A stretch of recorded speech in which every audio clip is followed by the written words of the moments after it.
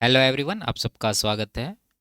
RRB group D 2019 का maths का solution कर रहे हैं, जिसमें 17 अगस्त 2022 से 22 सितंबर 2022 तक जितने भी शिफ्ट में एग्ज़ाम हुए सभी शिफ्ट के सॉल्यूशन कंप्लीट हो चुके हैं। इनके सारे वीडियोस प्लेलिस्ट में मिल जाएंगे। आज के क्लास में 26 सितंबर 2022 का पहला शिफ्ट का सॉल्यूशन करेंगे। 23 सितंबर से 25 सितंबर तक कोई एग्ज़ाम नहीं हुए थे, ठीक है। और इन सब के सॉल्यूशन पहले कंप्लीट हो चुके हैं। इनके वीडियोस देखने के लिए प्लेलिस्ट विजिट कर सकते हैं, लिंक नीचे डिस्क्रिप्शन में दिया गया है। तो शुरू करते हैं। उससे पहले चैनल पर नए हैं तो चैनल को सब्सक्राइब कर लीजिए। आगे बढ़ते हैं। पहला सवाल है, नमिता अकेले किसी कार्य का 33 सही 1/3% भाग 16 दिन में पूरा करती है और शेष कार्य बॉबी द्वारा अकेले पूरा किया जाता है।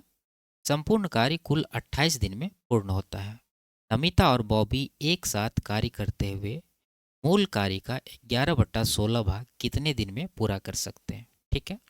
तो पहले आपको निकालना होगा नमिता और बॉबी का इफिशियंसी। वो कैसे निकलेगा, देखिए। ये कह रहा है नमिता जो है 33 सही 1/3% भाग 16 दिन में पूरा करते हैं। ये जो परसेंटेज आपके पास, इसका मतलब क्या, 1/3, ठीक है। यानी नमिता 1/3 काम करने में 16 दिन का टाइम लेता है। ये किसका है, नमिता का। और शेष कार्य बॉबी द्वारा किया गया। संपूर्ण कार्य करने में टोटल 28 दिन का टाइम लगा। देखिए, टोटल 28 दिन लगा, जिसमें नमिता अकेले 16 दिन लिया, तो बचा कितना, 28 में 16 माइनस करेंगे तो 12 दिन। तो ये 12 दिन किसने लिया होगा, ये जो दूसरा नाम है बॉबी, इसने। तो काम कितना बचा, अब देखिए, 1/3 इन्होंने किया तो 2/3 काम बचा होगा। यही 2/3 काम बॉबी द्वारा 12 दिन में किया गया।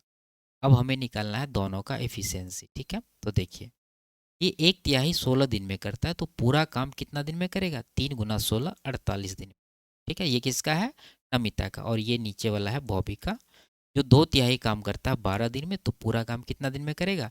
तो 2 से 12 को डिवाइड करिए, 6 × 3 करेंगे तो 18 दिन में टोटल वर्क ये कर लेंगे, ठीक है। अब टोटल वर्क आप मान लीजिए, इन दोनों का एलसीएम क्या हो जाएगा, 18 8 144 48 दिया, यानी 144 यूनिट टोटल वर्क मान लेंगे। दोनों का एलसीएम 48 से डिवाइड करेंगे 3 आएगा, 18 से डिवाइड करेंगे तो 8 आएगा। अब करना है दोनों को मिलकर कितना काम, टोटल काम का 11/16। टोटल काम है कितना, 144। इसका अगर आप 11/16 काम करेंगे तो 11/16 से गुना कर दीजिए। और इफ़िशियंसी क्या रहेगा, जब दोनों साथ में काम करेगा तो नमिता का 3 है और बॉबी का 8 है, तो 8 3 11 यूनिट हुआ। तो 11 से इसको डिवाइड भी कर देंगे, ठीक है। तो 11 कट जाएगा, 16 से ये कट जाएगा 9 बार में, तो टाइम आ जाएगा 9 दिन का। यही इस सवाल का आंसर भी होगा। ऑप्शन नंबर 2 में सही आंसर है। आगे, एक्स एक वॉशिंग मशीन को 20% के लाभ पर वाई को बेचता है। वाई इसे 12% की हानि पर जेड को बेचता है और फिर जेड इसे 30% के लाभ पर टी को बेचता है। यदि जेड का लाभ एक्स के लाभ से 87.6 रुपया अधिक है तो वाई के वॉशिंग मशीन किस मूल्य पर खरीदी, ठीक है। देखिए, इसको बनाने का सबसे आसान तरीका है कि पहले आप परसेंटेज को फ्रैक्शन में लिख लीजिए। जैसे 20% है, इसका फ्रैक्शन 1/5 होता है, आपको पता होगा। 12% इसका फ्रैक्शन 3/25 होता है। उसके बाद 30% इसका फ्रैक्शन 3/10, ठीक है। तो शुरू कौन करता है, एक्स, यानी 3 4 लोग हैं, ठीक है। एक्स है, वाई है, जेड है और लास्ट में टी है। अब ये कह रहा है कि एक्स जो है ये वाई को बेचता है, इतना 20% के लाभ पर। तो हम लोग क्या करेंगे, ये एक्स का क्रय मूल्य, इन सब का गुणनफल, ये जो फ्रैक्शन के नीचे आपको दिख रहा है हर में, इन सब का गुणनफल, जब सबको आप गुना करिएगा तो 5×10 × 25, ये आ जाएगा कितना, 1250। तो ये एक्स का क्रय मूल्य 1250 मान लेंगे। उसके बाद देखिए, इन्होंने बेचा वाई को 20% के लाभ पर, तो ये 1250 का 20% कितना होगा, 125 का 2 × 250। तो 250 का प्रॉफिट जब लेंगे तो आपका सेलिंग प्राइस क्या बनेगा, 1250 + 250, ये हो जाएगा 1500। तो वाई ने खरीदा इसे 1500 में। फिर वाई आगे 12% की हानि पर जेड को बेचा। तो 1500 पर आप 12% का हानि लेंगे तो कितना हानि निकलेगा, देखिए, 15 6 के 90 दूना 180 रुपया के यहाँ पर नुकसान होगा, ठीक है। 1500 का 12% निकाल लीजिए। 1500 में 180 घटा देंगे क्योंकि यहाँ नुकसान हो रहा है। घटाने के बाद ये बनेगा 1320 रुपया, यानी जेड ने खरीदा इसे 1320 में। फिर जेड ने आगे क्या किया, टी को बेच दिया 30% के प्रॉफिट पर। तो 1320 का 30% कितना होगा, 132 का 3 गुना यानी कि 396। तो प्रॉफिट है तो इसको जोड़ देंगे, 13 3 16, इधर 1716 रुपया टी का क्रय मूल्य आएगा। ठीक है, अब देखिए सबका प्रॉफिट आपको यहाँ पर नजर आएगा। एक्स का प्रॉफिट ये है, वाई का नुकसान ये है और जेड का प्रॉफिट ये है। इन्होंने क्या दे रखा है, जेड का लाभ और एक्स के लाभ का डिफरेंस है ये। तो आप यहाँ पर डिफरेंस देख लीजिए, एक्स का प्रॉफिट कितना है 250 और जेड का प्रॉफिट कितना है 396। दोनों का डिफरेंस अगर निकालें तो कितना होगा, ये हो जाएगा आपका घटाने के बाद 6, यहाँ पर 4 और यहाँ पर 1, 146।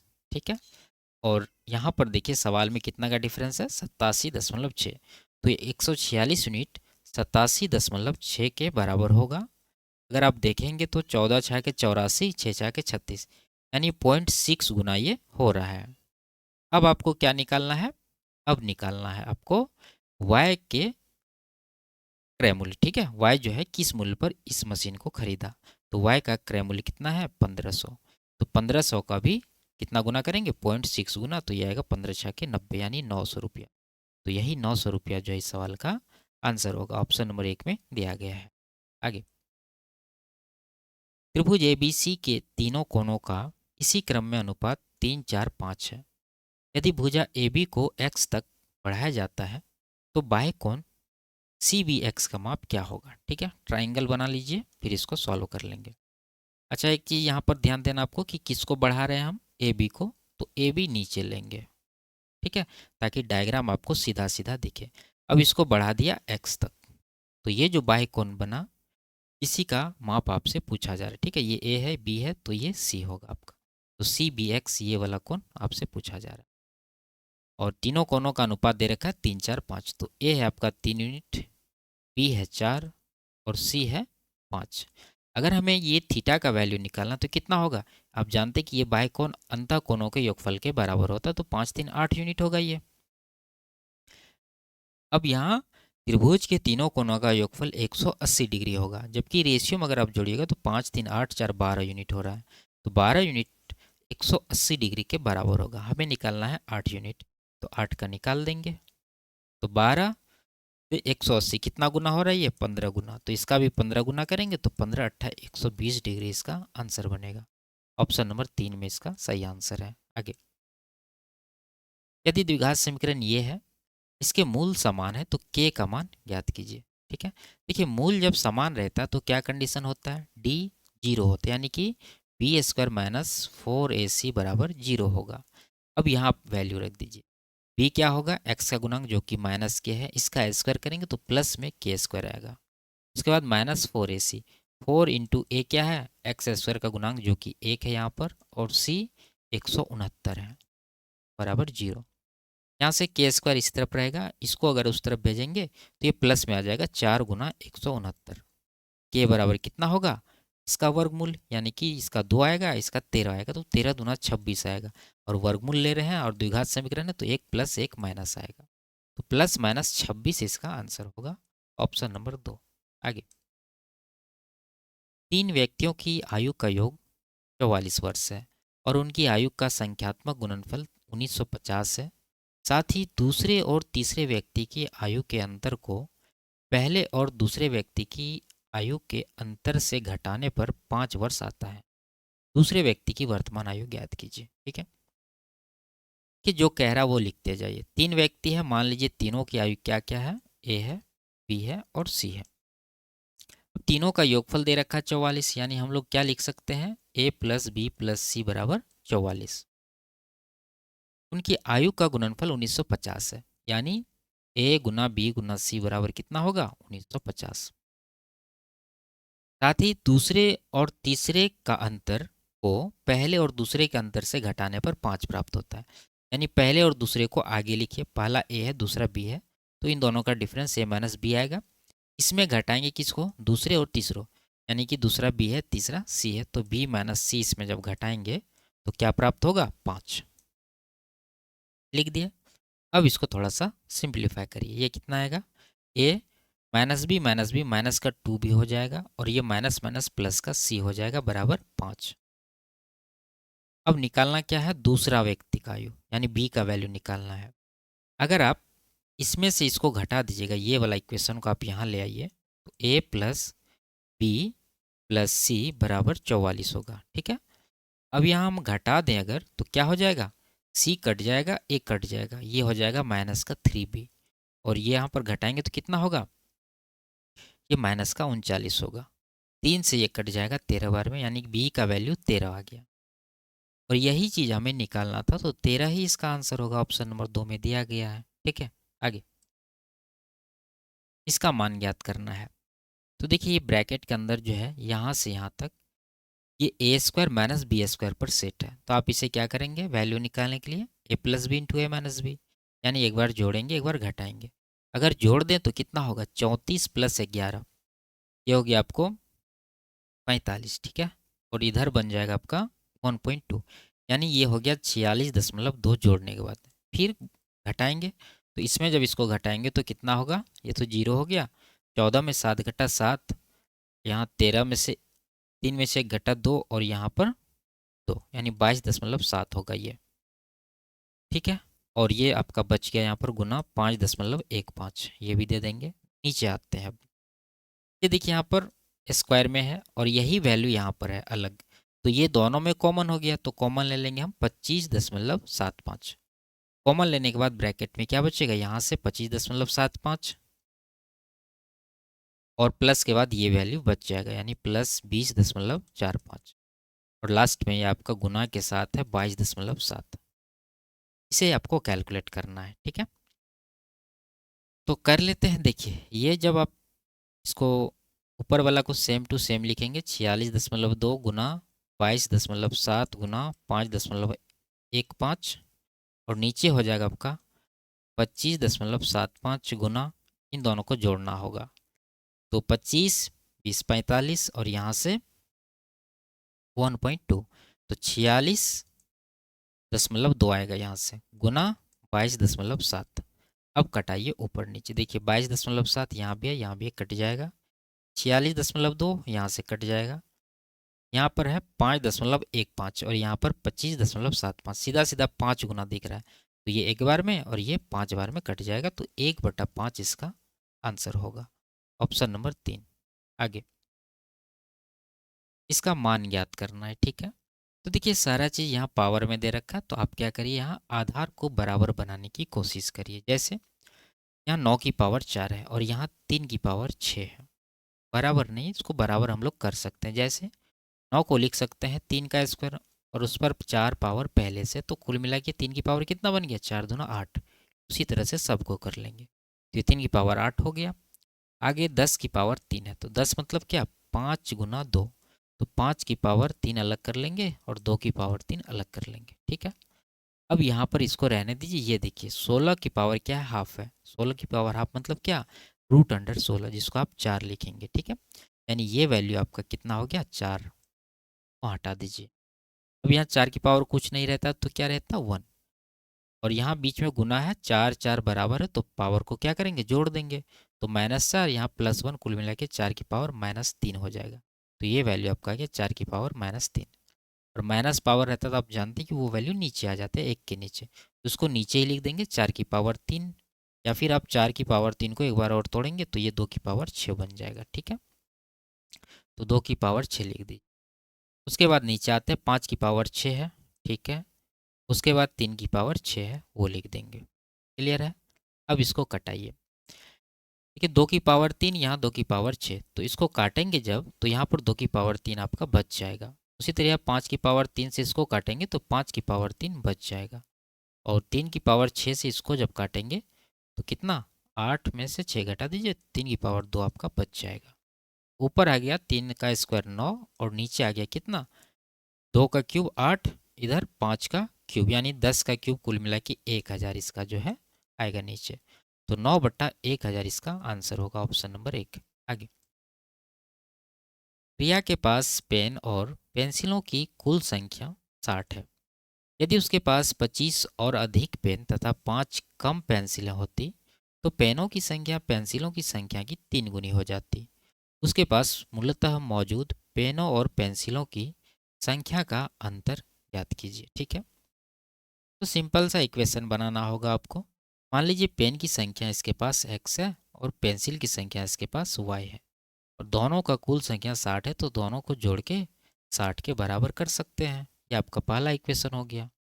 दूसरा अगर देखें तो ये कह रहा है यदि उसके पास 25 अधिक पेन होता, हम लोग माने हैं x, अगर 25 और होता तो क्या होता, x प्लस 25, तथा 5 कम पेंसिलें होती तो माने हम लोग y पेंसिल, अगर 5 कम होता तो कितना होता, y माइनस 5।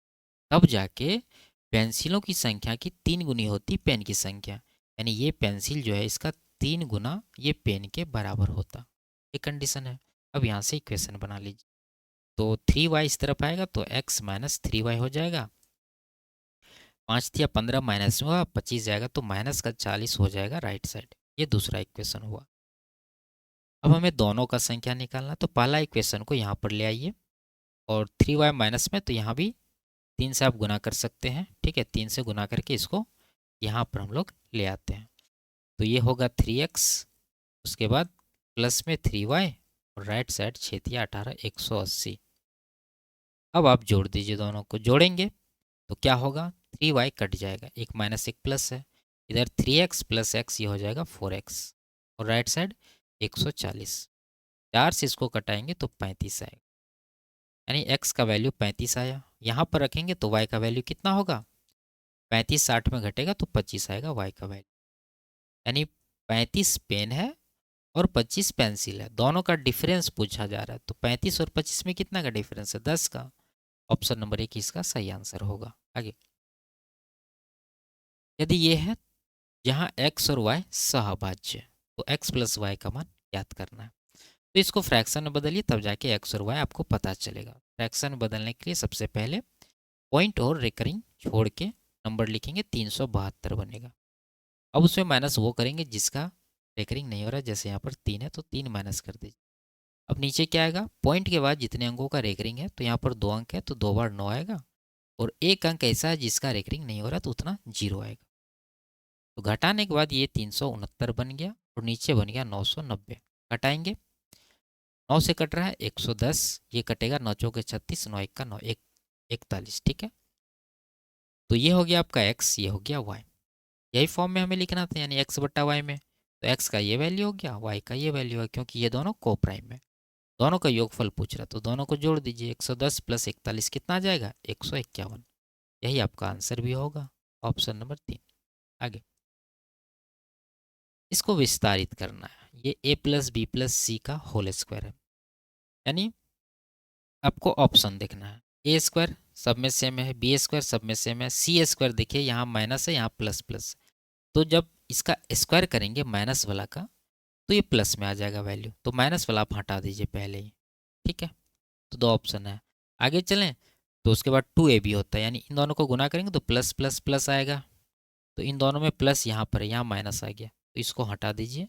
ऑप्शन नंबर 2 बचा आपका, यही इसका आंसर हो। आगे आप चेक कर सकते हैं, 2bc करें तो प्लस माइनस माइनस आएगा, माइनस है। 2ca, सी में माइनस है, ए में प्लस है, तो माइनस प्लस माइनस आएगा, यहाँ पर है। बाकी आपको ये सब नहीं देखना है क्योंकि सब में सेम ही दे रखा है। आगे, दिए गए आंकड़ों की माध्यिका ज्ञात कीजिए। इसको आप माध्यिका निकालने के लिए सबसे पहले सब डेटा को आरोही क्रम में लिखना होगा। लिख लेंगे, सबसे छोटी संख्या 12 है, उसके बाद क्या है 15 है, 16 17 18 लिख लेते हैं। 15 16 17 18, उसके बाद 24 25 26, 24 25 26, 26 के बाद क्या है 73 74। कितने हो गए नंबर, 2 4 6 8 10, 3 3 6 4 10। ठीक है, यानी यहाँ पर प्रेक्षणों की संख्या सम है, सम रहता है तो बीच वाला 2 पद का एवरेज माध्यिका होता है। तो बीच में 2 पद कौन सा आएगा, ये दोनों, 4 लास्ट से, 4 शुरू से छोड़ देंगे। 18 और 24 का एवरेज आप जोड़ के 2 से डिवाइड कर सकते हैं, कितना आ जाएगा 21, तो 21 ही इस सवाल का आंसर। जोड़ेंगे तो 18 प्लस 24 ये हो जाएगा 42, उसको 2 से डिवाइड करेंगे तो 21 आएगा। आगे, ए, बी और सी किसी कार्य को क्रमशः 18, 24 और 60 दिन में पूरा कर सकते हैं। यदि ए प्रतिदिन कार्य करता है और बी और सी एक एक दिन छोड़कर उसकी सहायता करते हैं, जिसमें पहले दिन बी ए की सहायता करता है, तो बताएं कि कार्य कितने दिन में पूर्ण हो जाएगा। पहले ए, बी और सी का एफिशिएंसी निकालिए। तो ए है, ये आपका बी है और ये सी है। ए करते हैं 18 दिन में, बी करते हैं 24 दिन में और सी करते हैं 60 दिन में। तो टोटल वर्क इन तीनों का एलसीएम कितना हो जाएगा? ये अगर 60, 24 का 120 हो जाएगा। 18 का अगर देखें तो इसमें क्या है आपका 6 है, ठीक है, 3 नहीं है, 3 से गुना कर दीजिए। तो ये आपका आ गया टोटल वर्क। अब डिवाइड करिए 18 से इसको, तो ये आएगा कितना 20। 24 से करेंगे तो 15 आएगा, 60 से करेंगे तो 6 आएगा। तीनों का एफिशिएंसी निकल चुका है। अब ये क्या कह रहा है कि ए प्रतिदिन काम करता है और बी सी के द्वारा उसका मदद किया जाता है। पहले कौन करता है? बी। अब एक बात बताइए, अगर हम लोग पहला दिन का देखें तो ए तो करेगा ही, उसके साथ बी भी करेगा क्योंकि पहले बी शुरू करता है। तो कुल मिला के कितना काम होगा? ए का 20, बी का 15, तो 20 बदला कितना हो जाएगा? ये 35 पहला दिन। दूसरा दिन अगर देखें, दूसरा दिन बी सहायता नहीं करेगा, कौन करेगा? सी करेगा। तो ए के साथ सी आ जाएगा, तो 20 से 26 यूनिट काम होगा। फिर तीसरा दिन ये काम होगा 35, फिर चौथा दिन ये काम होगा 26। इसी तरह से काम चलते रहेगा जब तक काम पूरी ना हो जाए, ठीक है। अब आप यहाँ एक चीज़ देख सकते हैं कि पहला और दूसरा 2 दिन में कितना काम हो रहा है? 35 + 26 ये हो जाएगा 61, यानी 61 यूनिट काम हुआ। 2 दिन का यहाँ पर टाइम चला गया। हमें करना है 12 या 36 यानी 360 यूनिट। 61 से जाएंगे 360 के नज़दीक, 61 के मल्टीपल में, तो 6 गुना तो होगा नहीं, 5 गुना कर देंगे। अगर आप 5 गुना इसको करिएगा तो ये आएगा 305। इसको भी 5 गुना करेंगे, जब इसको 5 गुना करेंगे तो 10 दिन आएगा, यानी 305 यूनिट काम समाप्त हो चुका है 10 दिन में।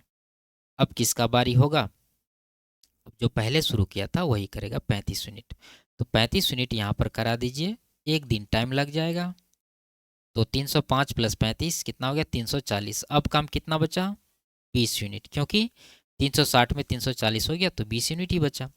अब किसका बारी होगा? ये दूसरा दिन जो किया था इसका, यानी 26। तो 20 यूनिट काम को 26 यूनिट से डिवाइड कर दीजिए तो टाइम पता चल जाएगा यहाँ का। तो ये आएगा आपका 10/13 दिन, यानी शेष जो 20 यूनिट का काम था वो 10/13 दिन में कंप्लीट हो गया।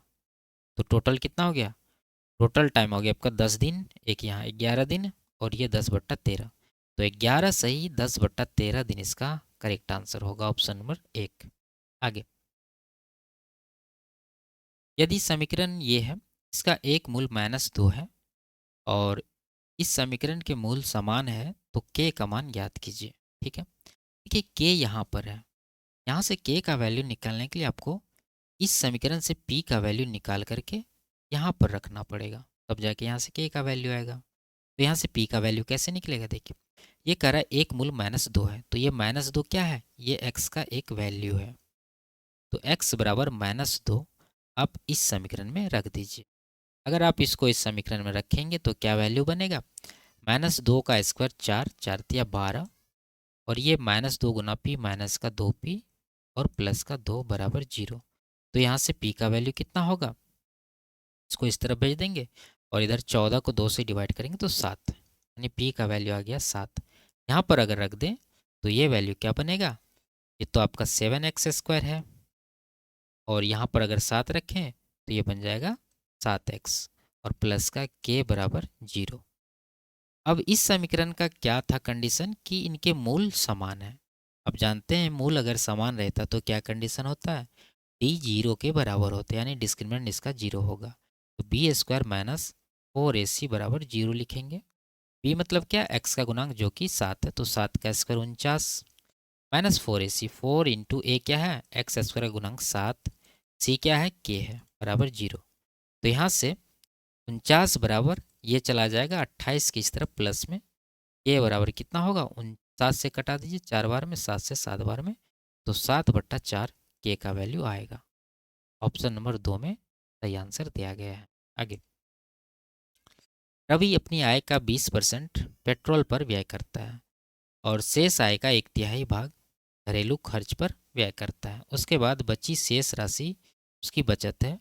यदि वह पेट्रोल पर 7500 रुपये खर्च करता है तो उसका घरेलू खर्च ज्ञात कीजिए। ठीक है। सवाल को आसान तरीके से बनाने के लिए फ्रैक्शन में आइए। 1/5 और ये 1/3 मतलब 1/3। तो ये 5/3 का गुणनफल 15 यूनिट मान लेंगे। ये जो रवि है इसका इनकम है। अब ये 20% पेट्रोल पर खर्च करता है तो 15 का 20% कितना, 1/5, 3। 3 चला गया पेट्रोल पे तो बचा कितना, 12। और बचत जो बचा हुआ आय है ये कह रहा है शेष आय का 1/3 घरेलू खर्च पर खर्च करता है। तो 12 बच गया, इसका 1/3 मतलब 1/3 जो कि हो जाएगा 4। तो 4 यूनिट ये घरेलू खर्च पर व्यय करता है, यही आपसे पूछा जा रहा है। और वह पेट्रोल पर इतना रुपया खर्च करता है, जबकि यहाँ पर अगर हम लोग देखें तो पेट्रोल का खर्च ये है 3 यूनिट। तो ये 3 यूनिट का वैल्यू 7500 के बराबर होगा। हमें निकालना है 4 यूनिट का। तो 3 का 7500 कितना गुना है, 2500 गुना। तो 4 का 2500 गुना करेंगे तो कितना आ जाएगा, 10,000।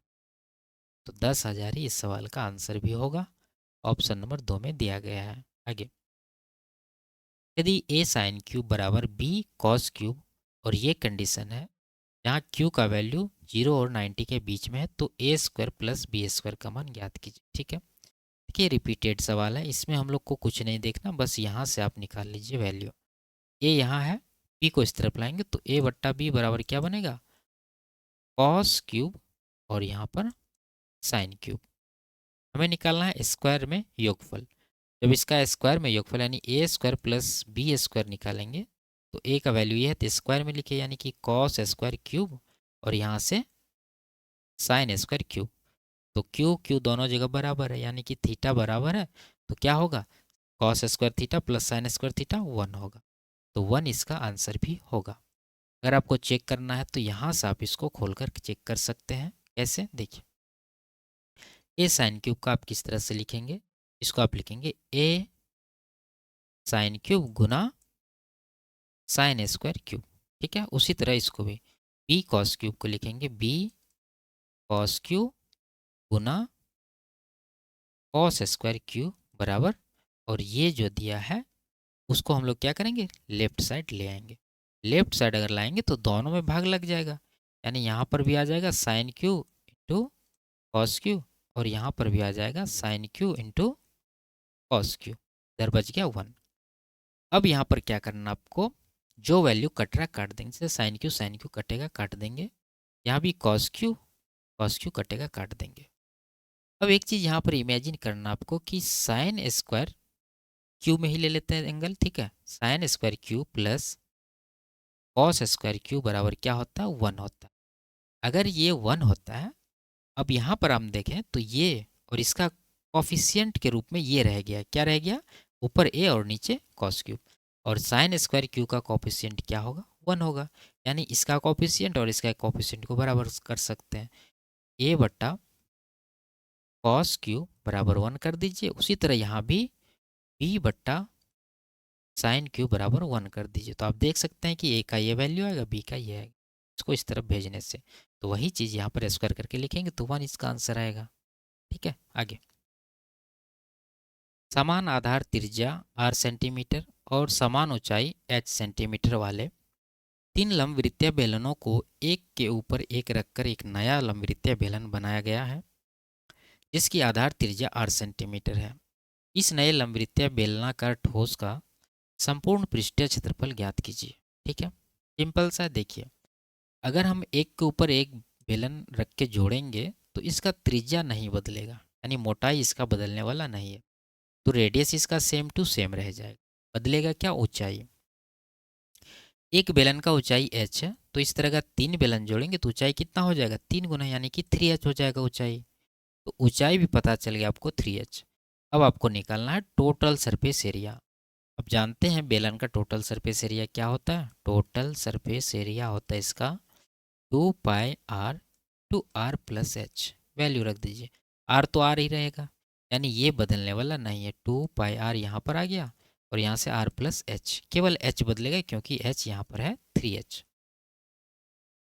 तो गुना कर लीजिए, 2πr² यहाँ पर हो जाएगा, और प्लस के बाद क्या होगा, 3h गुना 2πr करेंगे तो 2 होती है 6πrh। तो ये आपका आंसर होगा। 2πr² के साथ यहाँ पर है, उसके बाद 6πrh, यहाँ ऑप्शन नंबर 1 इसका सही आंसर। आगे, चतुर्भुज ए बी सी डी में AD 9 सेंटीमीटर, BC 8, CD 17 और AD लंब है AB पर, और विकर्ण BD BC पर लंब है। चतुर्भुज ABCD का क्षेत्रफल ज्ञात कीजिए। ठीक है, देखिए जो कह रहा है उसके अकॉर्डिंग आप डायग्राम बनाइए।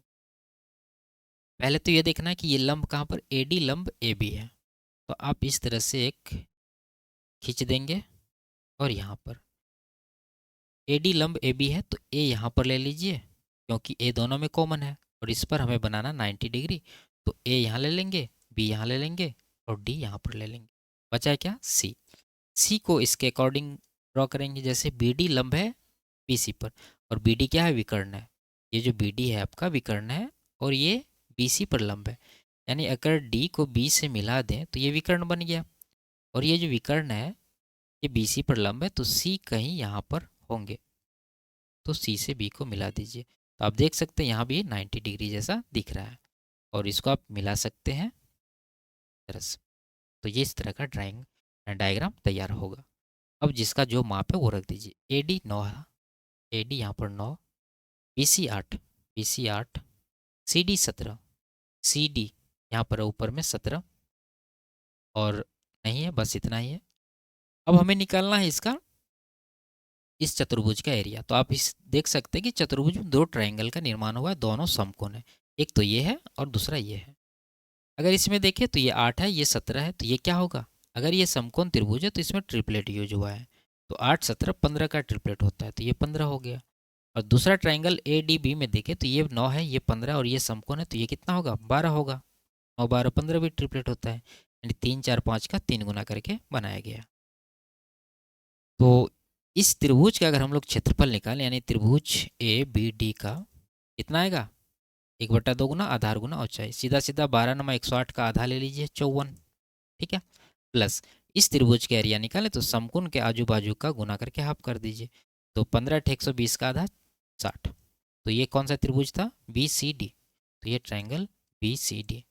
तो दोनों एरिया को जब जोड़ेंगे तो ये आएगा कितना, 114। तो यही 114 सेंटीमीटर स्क्वायर इस चतुर्भुज का क्षेत्रफल होगा, ऑप्शन नंबर 2। आगे, एक घर और बगीचे का कुल मूल्य 51 लाख है, और बगीचे का मूल्य घर के मूल्य का 5/12 है, तो बगीचे का मूल्य ज्ञात कीजिए। ठीक है, ये फ्रैक्शन के नीचे क्या है, 12 है, और ये घर के मूल्य का 5/12 है बगीचा। तो हम लोग मान लेंगे कि ये जो हाउस है इसका प्राइस क्या है, जो फ्रैक्शन के नीचे क्या था, 12 था, तो ये बगीचा यानी गार्डन का क्या वैल्यू आएगा, 12 का 5/12 यानी कि 5 आ जाएगा। अब दोनों का टोटल वैल्यू 51 है, तो दोनों को जोड़ दीजिए, 12 5 17 यूनिट आया, जबकि टोटल वैल्यू 51 लाख है, तो ये 3 गुना दिख रहा है। क्या निकालना है हमें, बगीचे का, ये 5 यूनिट है बगीचा, इसका भी 3 गुना करेंगे तो 15 लाख इसका आंसर होगा, ऑप्शन नंबर 2 में दिया गया है। आगे, निम्नलिखित में से कौन सी संख्या एक अभाज्य संख्या, संख्या को देखिए 153, जानते हैं ये 5 3 8 1 9, 9 का मल्टीपल है, तो ये अभाज्य नहीं हो सकती, हटाइए। ये 9 8 17 3 20, 3 है यहाँ पर, तो इससे अभी हम पता नहीं कर सकते, इसको रहने दीजिए। ये 9 8 17 6 23, और ये देखिए लास्ट में क्या 6 है, यानी 2 का मल्टीपल है ये, तो ये भी अभाज्य संख्या नहीं हो सकती। और ये अगर देखें तो 9 1 10 3 13 हो रहा है, ठीक है, यानी 3 का मल्टीपल इन दोनों में से कोई भी नहीं है। 7 से चेक कर लें, 7 चौके 28, 3 नहीं है ये, और ये भी नहीं है। ये देखिए 9 3 12, एक 11 अंतर आ रहा है, ये 11 का मल्टीपल है, चौथा ऑप्शन, ये भी अभाज्य संख्या नहीं होगी। बच गया आपका ऑप्शन नंबर 2, यही इसका आंसर हो। आगे, अनुभाविक संबंध यानी इंपेरिकल रिलेशन का उपयोग करते हुए माध्यिका ज्ञात करना है, जिनका माध्य 46 बहुलक 45 है। तो इंपेरिकल रिलेशन क्या होता है, बहुलक बराबर 3 गुना माध्यिका माइनस 2 गुना माध्य, डेटा लिखेंगे डायरेक्ट, बहुलक है 45 बराबर 3 गुना माध्यिका, माध्यिका हमें निकालना है तो m लिख देते हैं मीडियन, -2 गुना माध्य, माध्य कितना है यहाँ पर 46। तो 46 दूना 92 माइनस में इस तरफ ले आइए, तो यह होगा 45 प्लस 92 बराबर 3m। तो जोड़ेंगे तो 9 4 13 137 हो गया, ठीक है। और नीचे 3 आ जाएगा, इधर बच जाएगा m। 3 से डिवाइड करेंगे, 3 चौके 12 और 3 पचे 15, 6 के 18 आते रहेगा, 6 6। तो इसको आप लिख सकते हैं क्या 45.7। आगे 2500 रुपया की एक धनराशि को वार्षिक चक्रवृद्धि आधार पर गणनीय 6% वार्षिक चक्रवृद्धि ब्याज की दर पर एक बैंक में निवेशित किया गया। परिपक्वता पर देय मिश्रधन इतना है, निवेश की समयावधि ज्ञात कीजिए। तो समय निकालने के लिए आप देख लीजिए रेट, रेट कितना है 6%, इसका फ्रैक्शन होता है 3/50। यानी प्रत्येक वर्ष का क्या रेशियो बनेगा मूलधन और मिश्रधन का। अगर मूलधन 50 होगा तो मिश्रधन बन जाएगा 50 + 3 53 प्रत्येक वर्ष। लेकिन आपको देखना अब एक्चुअल में मूलधन और मिश्रधन क्या है। ये है 2500 और ये क्या है 2809। ये कटने वाला तो है नहीं, तो इन्हीं का स्क्वायर या क्यूब में ये वैल्यू होगा और इधर से इसका ये। तो आपको देखना है, जैसे 50 यहाँ 2500 है, तो आप देख सकते हैं कि 50 का स्क्वायर अगर कर दें तो ये 2500 आ जाएगा और 53 का स्क्वायर करने से ये 2809 आएगा। यानी स्क्वायर हो रहा है, तो यही आपका टाइम है, टाइम 2 वर्ष। ऑप्शन नंबर 3 इसका करेक्ट आंसर है। अगर पावर 3 करने पर यहाँ का वैल्यू आता तो 3 वर्ष टाइम आता। आगे इसमें क्या कह रहा है कि तालिका का अध्ययन करना और सवाल में है भोजन की तुलना में यात्रा पर व्यय का प्रतिशत किस शहर में अधिकतम है। ठीक है, कि ये शहर है आपका ए से ई तक और ये भोजन है और ये यात्रा है। अगर देखिए ऑप्शन तो 4 ऑप्शन है, यहाँ पर 5 शहर है। कौन सा शहर नहीं है? बी। तो बी को इस रेस से हटा दीजिए। अब इसमें अगर देखें तो किसका यात्रा पर खर्च भोजन की तुलना में मैक्सिमम है, तो निकालते हैं। देखिए ये भोजन पर 10 कर रहा है, यात्रा पर 9 कर रहा है, तो ये 9 जो है ये 10 का कितना परसेंट होगा, तो 9/10। ठीक है, जितना भी होगा 90% होगा, लिख सकते हैं आप यहाँ पर। सी का अगर देखें तो 18 से 11 बहुत कम हो गया। यहाँ पर देखिए 1 का डिफरेंस, यहाँ पर 7 का डिफरेंस, यहाँ 13 से 5 हो गया, 8 का डिफरेंस है, यहाँ 21 से 20 हुआ, यहाँ भी 1 का डिफरेंस है, 1 है जैसे। ठीक है, तो ये ले लेंगे, इन दोनों को हटा दीजिए क्योंकि ये बहुत कम वैल्यू आने वाला है। तो ये 20 का खर्च यात्रा पर है और भोजन पर 21 है, तो ये 20 जो है किसका कितना परसेंट होगा, तो 20 21 पर निकाल देते हैं परसेंटेज। अब देखिए निकालना यहाँ जरूरी नहीं। देखिए फ्रैक्शन का कंपैरिजन आपको हम कई बार बताए हैं, दोनों में 1 1 का डिफरेंस है। अगर 1 1 का डिफरेंस है तो जिसका अंश बड़ा होगा वही बड़ा भिन्न होगा। तो यहाँ पर 20 जो है बड़ा है, तो ये वैल्यू बड़ा होगा। ये किसका था? ई का। तो शहर ई जो है वो अधिकतम प्रतिशत वाला होगा। तो ऑप्शन नंबर 1 ही सही है। आगे यदि x बराबर 5 होने पर ये और y समानुपात में है तो y का मान ज्ञात कीजिए। ठीक है, ठीक है, x बराबर अगर 5 इसमें रखें हम लोग तो ये क्या वैल्यू बनेगा, 5 7 35 5 40 अनुपात। यहाँ पर अगर x बराबर 5 रखें तो 5 7 35 + 4 39 समानुपात में है, तो लिख देंगे। और यहाँ पर रखें बचे 25 5 30 बनेगा वैल्यू। उसके बाद y है तो y। इस तरह से जब रहता है तो हम लोग क्या करते हैं, बीच वाले के गुणनफल बाहर वाले के गुणनफल के बराबर कर देते हैं। तो यहाँ पर आप काट सकते हैं जीरो क्योंकि डिवाइड ही करना है। तो y बराबर हो जाएगा 39 दिया 117/4। 4 से डिवाइड करेंगे तो 29 चौके 116, उसके बाद 25 आएगा। कहाँ पर है? ऑप्शन नंबर 3 में दिया गया है। आगे 3 घंटियाँ ए बी और सी क्रमशः 15 24 और 42 सेकंड में बजती है। यदि वे सभी सुबह 8 बजे एक साथ बजती है तो उसी दिन सुबह 8 बजे से सुबह 10 बजे के बीच वे सभी घंटियाँ कितनी बार एक साथ बजेगी? सुबह 8 बजे घंटियों के एक साथ बजने की घटना को गणना में शामिल कीजिए। ठीक है, तो देखिए तो वो जो टाइम का गैप होगा बजने का वो क्या होगा, इन तीनों का एलसीएम होगा। अगर हम 15 24 और 42 इन तीनों का एलसीएम निकालें तो कितना आएगा? देखिए सबसे बड़ी संख्या उठा लीजिए, एलसीएम में 42। उसके बाद 24 का क्या है 42 में, 6 7 42, 6 है इसमें 24 का, 4 नहीं 4 से गुना कर। 15 का क्या है, 15 का 3 है, 5 नहीं 5 से गुना कर दीजिए। तो ये 5 चौके 20 गुना 42, ये आ जाएगा 840। यानी 840 सेकंड के अंतराल पर ये तीनों घंटियाँ एक साथ बजेगी। इसको मिनट में कन्वर्ट कर लीजिए। तो 840 को अगर हम लोग 60 से डिवाइड कर दें, ठीक है, तो ये कितना आएगा, 14 मिनट। यानी मिनट में 14 मिनट का अंतराल है।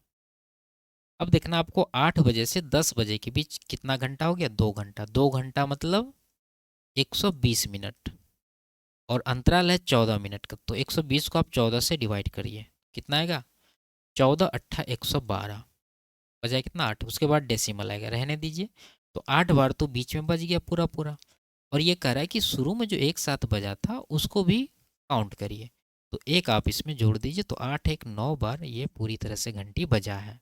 ऑप्शन नंबर 1 आंसर होगा। आगे, यदि त्रिभुज एक्स वाई जेड और त्रिभुज ए बी सी ये दोनों क्या है, सर्वांग सम है, ठीक है, तो निम्नलिखित में से कौन सा अनिवार्य रूप से सही है।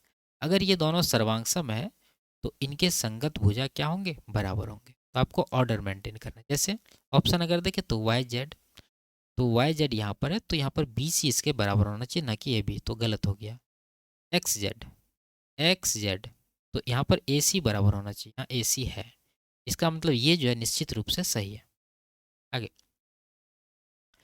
इस ग्राफ का आधार पर कह रहा है कंपनी ए द्वारा 2016 और 20 में बेची गई बाइकों की कुल संख्या दोनों कंपनियों ए और बी द्वारा 2018 में बेची गई बाइकों की कुल संख्या के लगभग कितने प्रतिशत है। पहले ए द्वारा देखिए 16 और 20 में कितना बेचा है। ए का कौन सा है, ब्लू वाला, 16 और 20 यहाँ पर है।